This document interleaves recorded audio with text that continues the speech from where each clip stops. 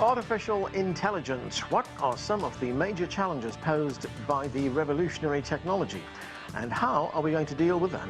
Hello, I'm Amr Awadallah and this is The Heat.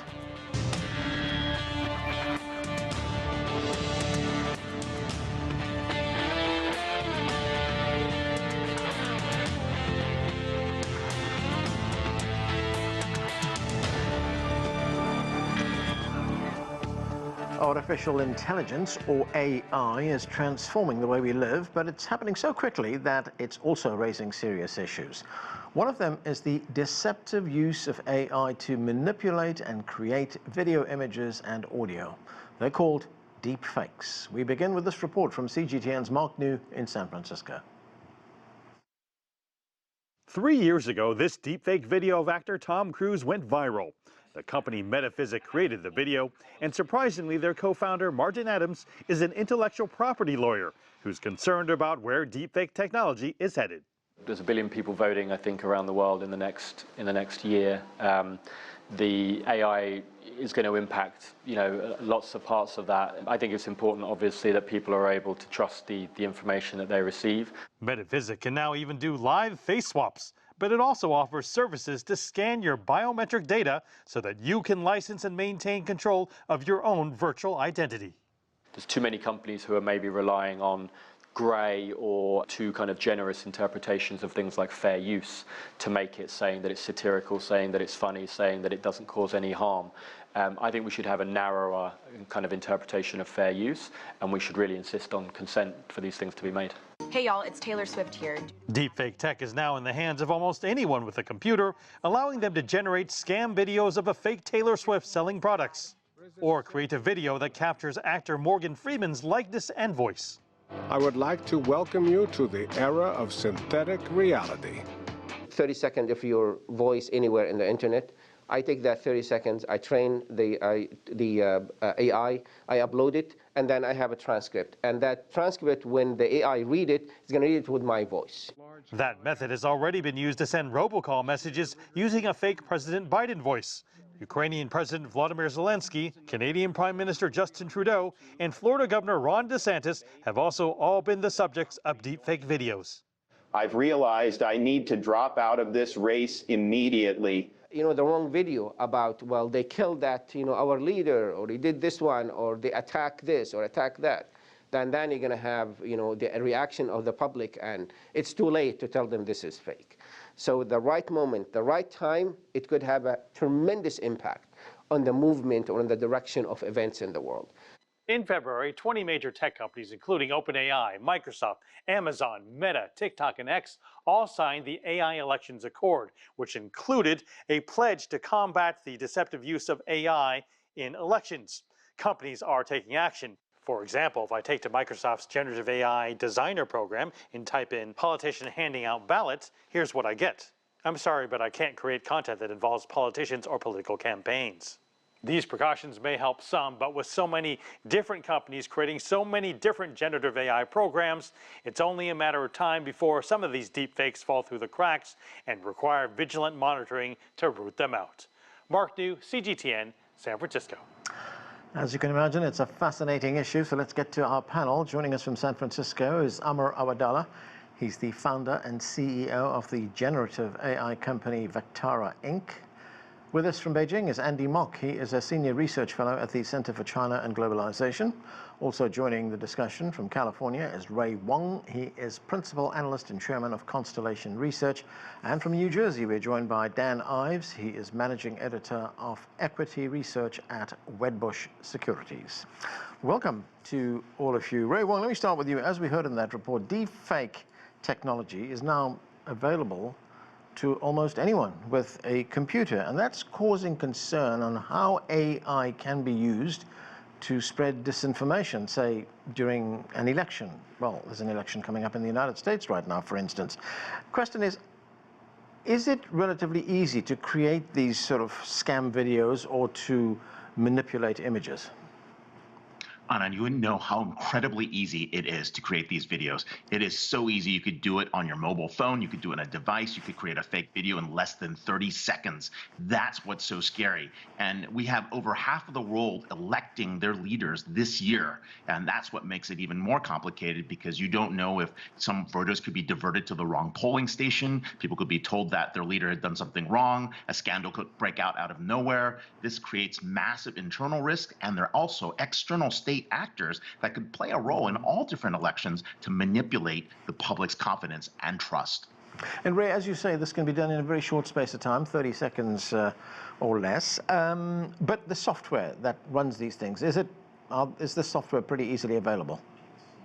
Oh, the software is easily available. You can actually use any creative software to actually create these fakes. You could use generative AI, which is the other piece, allowing people to extend or actually change images, change locations.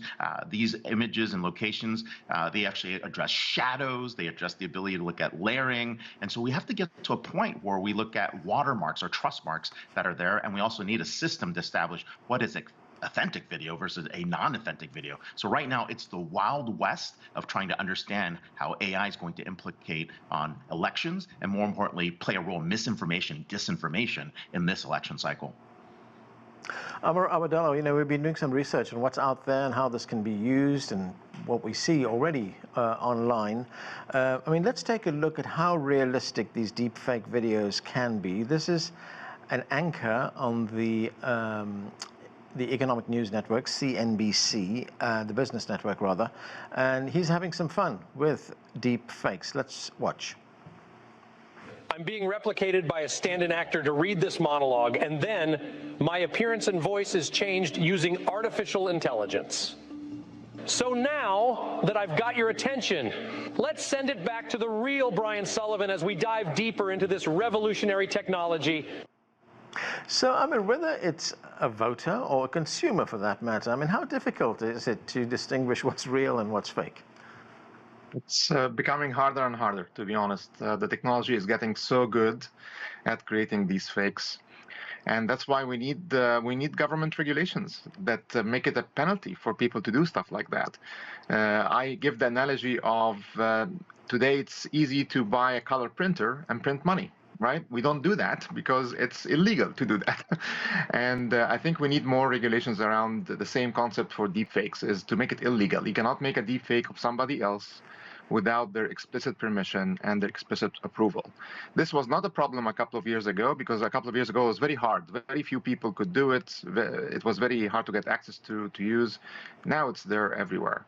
The other thing we need the social media networks like Facebook, LinkedIn, and others to also monitor the stuff that's being posted on them and label it when it's a deepfake versus not. And they're all working on that. In fact, LinkedIn launched something very cool recently, where if you post a fake profile image, like the profile image that you have on LinkedIn, if it's fake, they actually have a detector that is 99% accurate that detects that and blocks that profile. So we need more like that. We need more things like that. Amr, the other thing that we are seeing right now is, this was launched very recently by AI, that's one of the companies involved in artificial intelligence. It launched an AI video generator called Sora. Let's take a look at the video of a woman walking down a street in the Japanese capital, Tokyo. And if we look at this, it's realistic. She looks real. She's walking down the street. All this was created inside a computer. I think we have lost Amir. Let me get back to Ray on this. Ray, looking at this, how much of a revolution is this technology? It's being called generative AI. It's revolutionary. What generative AI does, it allows us to extend our imaginations. It allows us to extend creativity. In Gen AI, you notice in that scene, there were no shadows. The lighting was actually in the right place. It's very hard to tell if that was the real image of her or not. At any moment in time, you could remove the people in the background and the crowds. You could easily replace the signage. You could change what's on the signage. All that can be done in seconds. Things that took days to do can happen in seconds in generative AI. Well, glad to say that Amir is back with us. Amir, we were talking about that video that was created by the generative video generator known as Sora. We're looking at the woman there in Japan walking down a street in Tokyo. Question is, you know, how do we detect what's real, what's not? Yeah, in this case, I think this is okay because this woman doesn't exist. So this is not a deep fake. It's not a fake of a woman. It's just a fake of a scene on a street. And the potential of Sora is huge. The potential of Sora is, imagine any one of us being able to create an amazing movie like E.T. or like the Avengers. Leveraging something like Sora. And I think that's a positive thing in that case.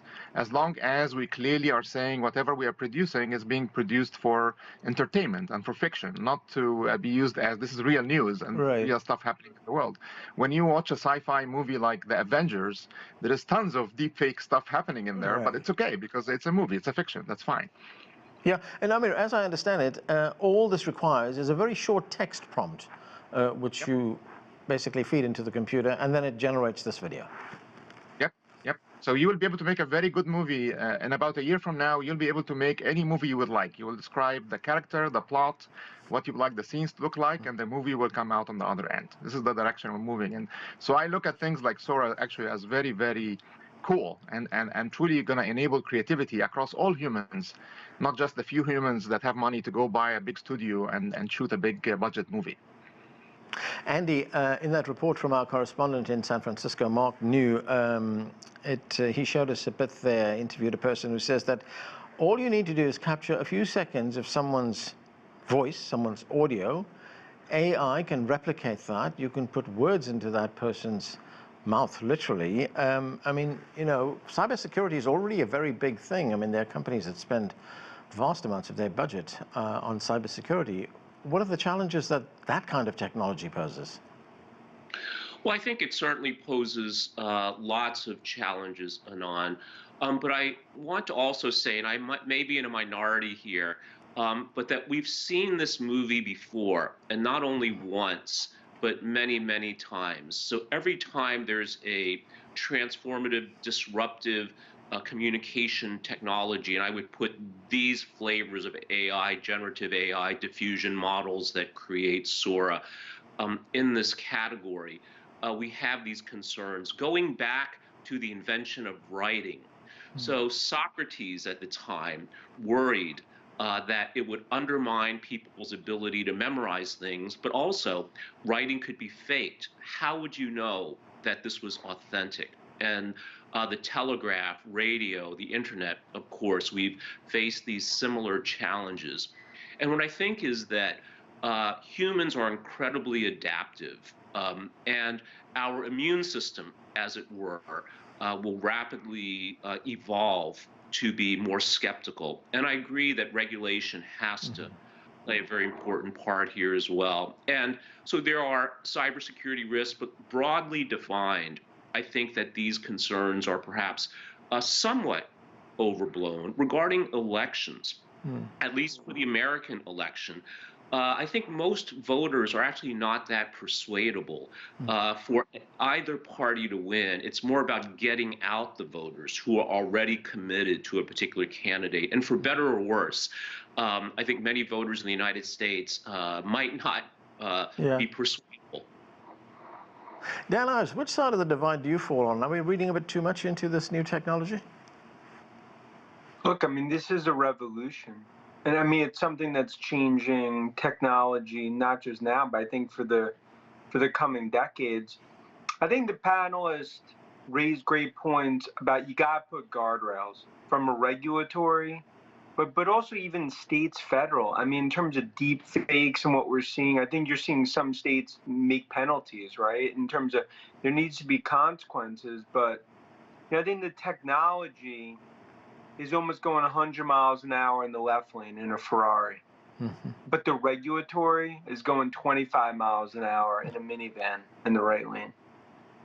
Dan, you know, we're talking about the risks that this new technology poses, the danger, the challenges that it poses. But, I mean, aren't there also opportunities? You know, some jobs may be taken away by AI. I mean, that's expected. That happened with the computer revolution.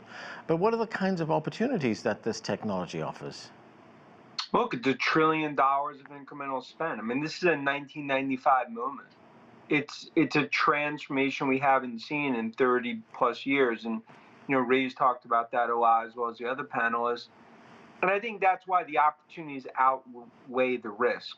And I think you look at from a job perspective, actually, I think in the near term, jobs are created. Now, I'm not saying, of course, jobs will be lost on the other side, but this is a boom to the economy. And I think that's why right now, unless you have a telescope, it's hard to find that recession. Ray, of course, news organizations are paying very close attention to the development of AI, to what's happening with fake videos and the kinds of opportunities those provide to spread disinformation, misinformation. There's a clip we were looking at, and this is a clip showing the actor Morgan Freeman. This was in a report by a Canadian broadcaster. If we can take a look at that clip. If you can see, I hope to finish this talk show one day. Will the fake Morgan Freeman please stand up? I am not Morgan Freeman, and what you see is not real. So, I mean, as we can see, it's very difficult to sort of distinguish what's real and what's fake. But, we've been talking about putting in place some kind of regulatory mechanisms to combat this. How will they work? I mean, if you have hostile actors out there who are determined to confuse the public. It's a great point. There are really three things that have to happen.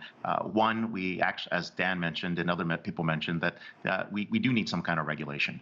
The important part is there's simple things we can do with our footprint, our digital footprint, our genetics, our likeness, our digital presence. Those should be granted as property rights. If they're property rights, we already have property rights laws that are statutes in every state. Once you determine those are property rights, you need to seek permission and you need value creation, and then we can apply all the other criminal laws against that. The second thing that needs to happen is platforms have to understand what is authentic content. And using trust marks or the ability to actually recognize the actual authentic content actually helps and solves the problem, because if you've got content that's not authenticated, then you're actually in a situation where you might know or you might have a violation that's actually occurred. And then the third piece is the vigilance that's going to happen from the community and the crowd. We have to be vigilant. Everyone has to go out and be able to identify which ones are fakes or deep fakes or flagged for fakes, so that the speed and spread of misinformation is halted.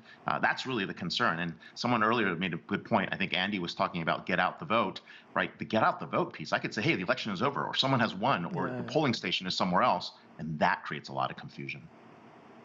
Amr Awadallah, we saw in that report from our correspondent, he was talking about, tech companies getting involved in this, and as he pointed out, OpenAI, Microsoft, Meta, TikTok, as well as X, they've signed on to what they call an elections accord, promising that they will develop tools to combat the deceptive use of AI technology, the kinds of things that Ray Wang was talking about a moment ago. But, the other side of that is the economics of these companies. We know that they've been cutting staff, especially in those teams that deal with the authenticity of posts, that deal with trust, that deal with safety. Can they do the job?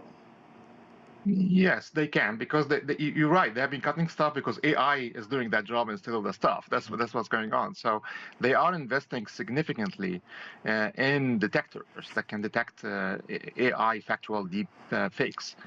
For example, Meta has allocated a $10 million award to researchers if they come up with a new better detector algorithm. So many of them are really trying to say the only way we can solve this problem going forward is not to have by staff reviewing every single thing, because that's not going to scale. We need to have AI to beat AI, right? We need to have AI that can look at every single post and detect whether it is fake or not. So I believe they can do that. But the problem is not that. The problem is the hidden networks. So there is the visible social networks like Facebook, Instagram, LinkedIn, but then there's the hidden social networks like Telegram, WhatsApp, where we send stuff to each other. They don't see that they can't block that. That's going from one person to another person. So there is no way for them to intervene and block that post from spreading. And this is really where the real danger lies. And that's why we still need things like regulations that prevent, that inhibit bad actors from even generating deepfakes like that. There need to be severe penalties for doing that. And we need to increase the education and vigilance of the consumers to realize when something is a deepfake versus not. And not just take everything at face value. Andy, talking of regulation, it's not just a localized thing, isn't it? It's not just national regulations that are needed. We need some kind of international cooperation. I mean, just a few days ago, the United Nations General Assembly approved the first UN resolution on artificial intelligence, and that resolution calls for technology to be, quote, safe, secure, and trustworthy. All 193 members of the General Assembly signed on to that. Resolution, and China and the US and G20 nations are moving towards AI regulations. I mean, how important is international cooperation going to be? Well, I think, Anand, international cooperation is absolutely essential for a couple of reasons. So we've spent a lot of time today talking about the risk, disinformation, misinformation. And I think having global standards is very important because information today truly is borderless. We can send messages, text, voice, video anywhere around the world essentially for free. So I think it is very important. But the devil, of course, is in the details. And I think another important aspect of this is that this is not just an information revolution. It is also at the same time an industrial revolution, because we are talking a lot about the digital aspects of artificial intelligence, but we're also living through an age where AI is going to merge with robotics, and we may see not only an age of infinite abundance in terms of goods and services as robots are able to manufacture everything we need, provide the services we need. And this raises equity issues as well within societies and across societies. And I think this is also part of the issues that the UN is looking to address, to make sure that certain stakeholders, certain countries are not disproportionately advantaged or use AI to withhold the benefits of AI-powered development from other countries. So I think it's a very important initiative that countries work together, but I think it's also going to be very challenging at the same time. Right. Dan, Ives, these AI applications, I mean, they're pretty wide, aren't they? They can be used in almost every part of our life. I mean, it can range from basically what I'm doing here right now, sitting in a television studio talking to you. It can be used in the stock market to predict trends. It can be used in financial markets. It can be used at home when someone's baking something, for that matter. So what kind of impact do you think it's going to have overall on the global economy? And, you know, one also has to think of the kind of impact it would have on poorer nations. I mean, there are fears that it could lead to inequality or, you know, it might disproportionately favor rich countries, even rich corporations. Look, I think there's a lot we don't even know today, because this is a revolution. I mean, I'll call it a fourth industrial revolution, but we're even going back, you go back 70, 80 years in terms of what we're seeing, in terms of the impact, just in terms of what this is going to look like, to even have some comparative. I think on the enterprise side, that's really the first wave that we're seeing today from Microsoft to NVIDIA and others. But on the consumer side, we haven't even started. From a use case perspective, I mean, Apple, we believe, will come out with their AI, you know, in June. You look at how Meta's going after it. You look at a lot of other social media players. The regulatory, a lot of that's going to be self-regulation, not necessarily from a government, local, or, you know, or federal. But I think this is something where it is a new age that's starting. There's going to be massive benefits. But ultimately, you're right. I think the strong get stronger in terms of within big tech. They're going to just further flex their muscles with really owning the AI, at least in the near term.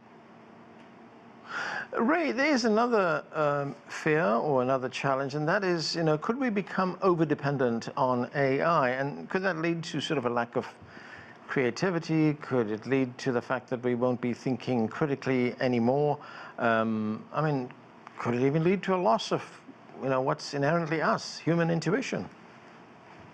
It is a great point, right? In almost everything we do and every process we do, we have to ask the question, when we have full intelligent automation, when do we augment the machine with a human? When do we augment the human with the machine? and when do we trust human judgment? And the ability to learn things comes from pattern recognition. We repeat things, we do things over and over again, we start to see patterns, we get smarter, we get better at it. And so we still have to do that level of training at the human level, and then hopefully automation takes over and AI takes over, and that part begins. But there's been some interesting studies where they've actually tested companies who have actually tried innovation with AI and have innovation without AI, and it turns out that the companies that were using AI, and it's not conclusive, there's been some tests that have been going on, had less creativity because they tend to go with the answers that the AI suggested, and they didn't think outside of the box enough. So there is a little bit of danger, you're right, Anand, but there's other things that may be happening as we get used to learning AI, and of course, seeing things outside of the box.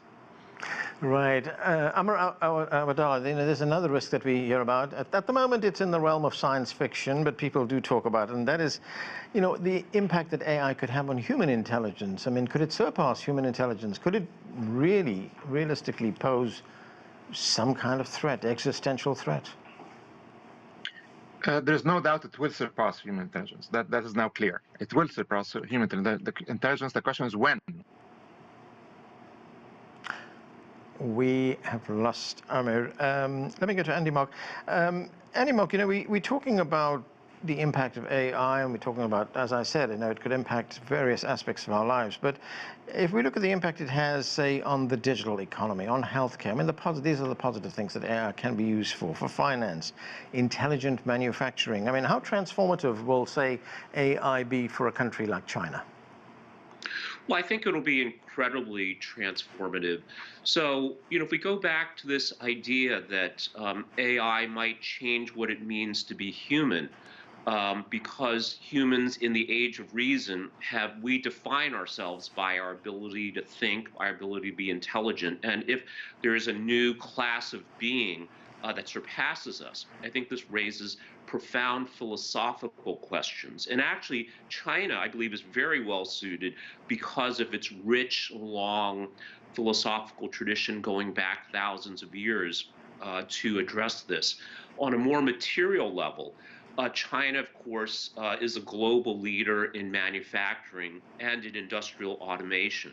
So we see the integration of artificial intelligence with robotics, especially for industrial applications like smart factories. Again, we might see a world of infinite material abundance that very well could usher in Karl Marx's dream of a utopia where no one has to be forced to work for physical survival. Right. Here I would agree a little bit with what one of the previous guests said, that I don't think the big tech companies will amass all the power. We see what's going on in China. It's the government that is balancing these different interests. Okay. And hope this will work out well for everyone. Okay, we are going to have to leave it there. Thank you to all of you for being with us. That's it for this edition of The Heat. I'm Anand Naidu in Washington, D.C.